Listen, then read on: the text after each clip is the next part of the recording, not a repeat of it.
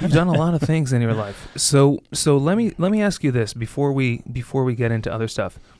I'm assuming I know you spoke with more people in your life about financial advisors and about finance way more than I ever have. Mm-hmm. So you probably have more ability to back up the fact that most people think they're shit. And I totally believe you. Right. I agree with that. I mean, when I think financial advisor, I think of someone who is looking out for their benefit probably more than mine. Doesn't mean it's true. Or making money off Right. of you type of Right. thing. Yep. And it doesn't mean it's true, but that's sort of the image that comes into my head. Right. Is that the reason most people think they're not good? Or are there reasons that I potentially am not thinking about? I don't think it doesn't come down to the person, that's not necessarily good. It comes down more so to the organization. When you have these big box houses, if you want, I can name them, but it's your kind of general thinking when you think of finance of who it might be. They're in the business to make money. Right. So most advisors only have access to what the business is that they're working for.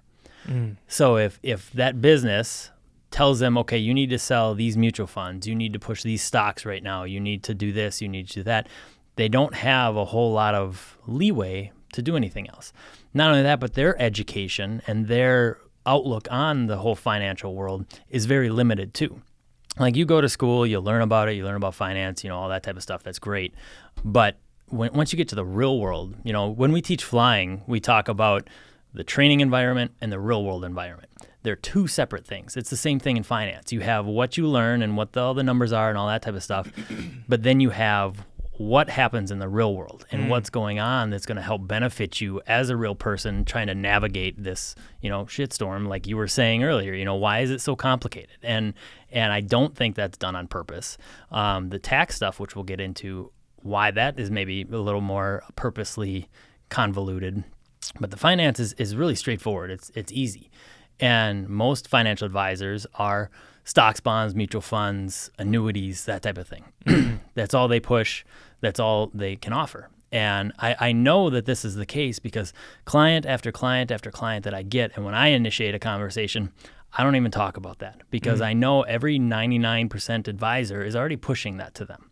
So it's not going to do me any good to try and break in to talk to you about stocks, bonds, mutual funds, and annuities. Right. One, I hate those things. Right. Two, everybody is pushing that. So they're not going to listen. They shut down immediately. And half the people don't know what they mean.